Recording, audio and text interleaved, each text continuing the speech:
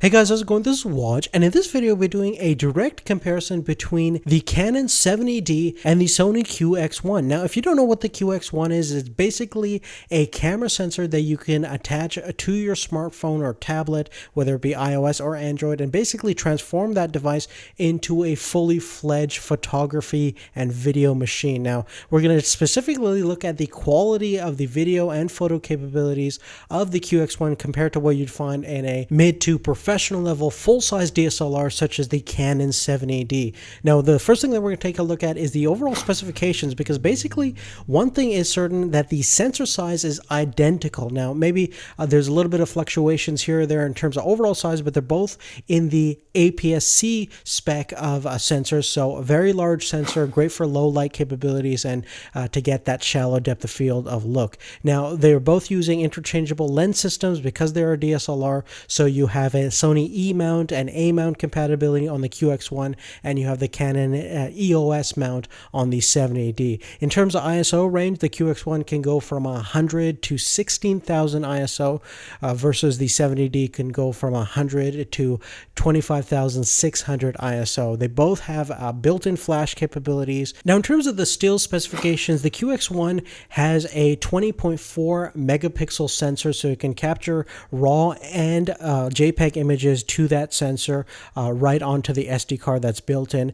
The Canon 70D has a 20.2 megapixel sensor that obviously can shoot RAW and JPEG, and what we're going to do is shoot RAW on both cameras, so we have the exact same settings. We're also going to use the exact same Sigma lens, which is an 18 to 35 f1.8, which is an excellent lens for pretty much any APS-C size sensor. Now, with that being done, let's go ahead and take a look at some of these stills and compare them side by side to see which one looks best to you.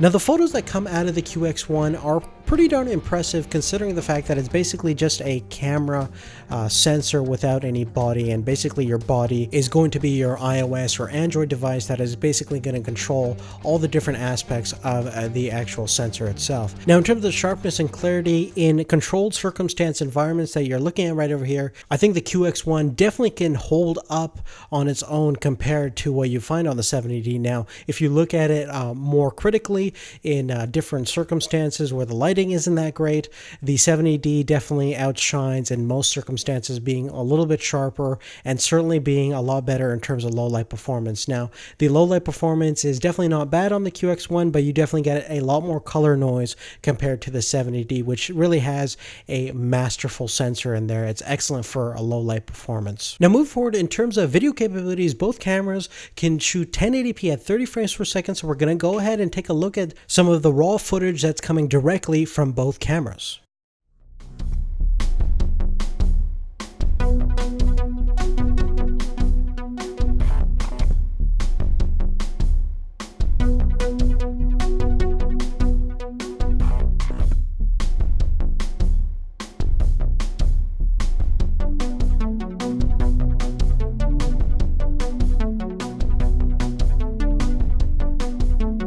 Now, one thing certainly can be said at this point is that the QX1 certainly is a better stills camera than it is a video camera, but the video is definitely not bad, certainly for being a device that's basically a sensor being controlled by a smartphone.